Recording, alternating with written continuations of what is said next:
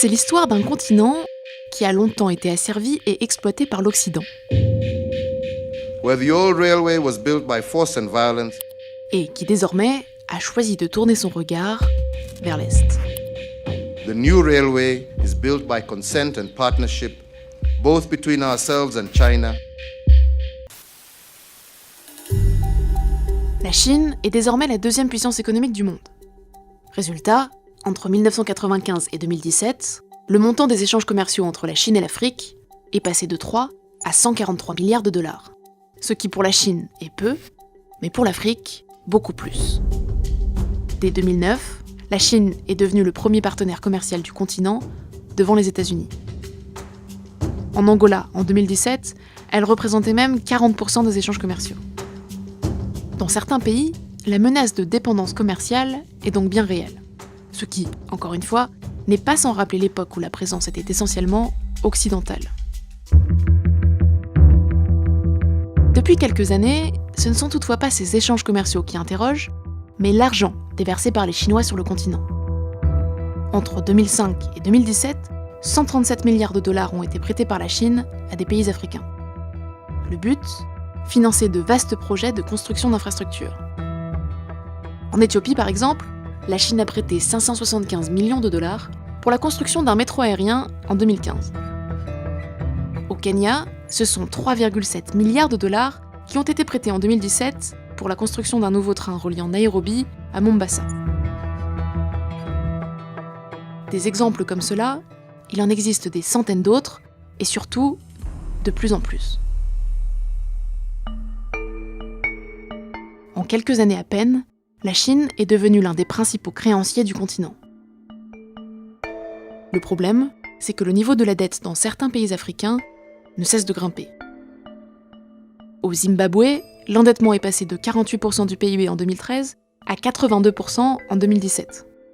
Et au Mozambique, sur la même période, il a doublé pour atteindre 102% du PIB. Au total, selon la Banque mondiale, 27 pays d'Afrique présentaient en 2017 une augmentation préoccupante du niveau de leur dette. Le risque, c'est que ces pays ne parviennent plus à rembourser, ce qui ne présage rien de bon. Il y a des pays africains qui sont de ce point de vue-là très endettés et pour lesquels on peut éprouver un certain nombre d'inquiétudes. Est-ce que l'on peut continuer à leur prêter comme ça ? Pourtant, Chinois comme Africains n'en démordent pas. La Chine-Afrique, c'est gagnant-gagnant. 特色鲜明的合作共赢之路。 We both gain.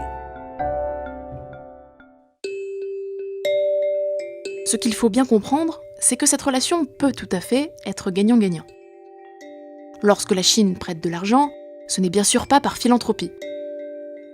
Sur chacun des prêts qu'elle accorde, elle fait des bénéfices grâce aux intérêts. Pour la Chine, l'Afrique est donc un débouché pour les capacités de financement importantes dont elle dispose. Et pour l'Afrique, l'argent chinois est une opportunité rare de combler ses besoins énormes en infrastructures et donc de stimuler sa croissance et son développement. Car, et c'est peut-être là le cœur de leur relation, sans la Chine, l'Afrique serait aujourd'hui bien démunie. Encore une fois, ça mérite une explication. Il y a en gros 2 raisons qui font que les prêts chinois sont essentiels pour l'Afrique.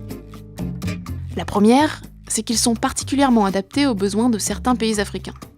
Contrairement à la Banque mondiale, par exemple, la Chine est peu regardante sur les situations politiques des États qui empruntent. Et surtout, ces prêts sont des sortes de produits tout en un. Lorsque la Chine prête, elle apporte non seulement de l'argent, mais elle vient aussi avec ses entreprises de construction, son expertise technique, et dans certains cas, sa propre main-d'œuvre. Et la deuxième raison, c'est qu'en dehors de la Chine, l'argent se fait de plus en plus rare en Afrique. Les autres bailleurs n'ont tout simplement pas la capacité de prêter autant que la Chine, et surtout désormais, ils refusent, de peur de ne jamais être remboursés. Avec tout cela, une question demeure. Pourquoi la Chine accepte-t-elle de prendre ce risque quand les autres pays refusent ? Eh bien, comme toujours avec la Chine, la réponse est à la fois économique et politique. Commençons par l'économique.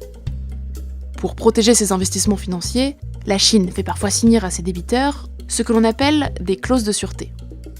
Ce sont des garanties qui stipulent qu'en cas de non-remboursement du prêt, une sorte de troc s'opère à la place. En gros, plutôt que de rembourser en argent, les débiteurs doivent rembourser en matières premières ou même directement en infrastructures. C'est ce qui est arrivé au Sri Lanka en 2015. L'île fait partie du projet lancé en 2014 par le président chinois Xi Jinping, les routes de la soie. C'est un projet pharaonique qui consiste à relier la Chine à l'Europe tout en prêtant de l'argent pour financer des infrastructures sur cette route, c'est-à-dire sensiblement ce que fait la Chine en Afrique. En 2015, la Chine a donc prêté plusieurs milliards de dollars au Sri Lanka pour la construction d'un gigantesque port au sud de l'île. Sauf que noyé dans ses dettes, le Sri Lanka ne peut plus rembourser. Comme alternative au remboursement, Pékin propose alors de prendre le contrôle du port pendant 99 ans. Résultat, la Chine ne perd pas d'argent et elle devient souveraine sur un territoire bordant l'une des routes maritimes les plus fréquentées du monde pendant un siècle.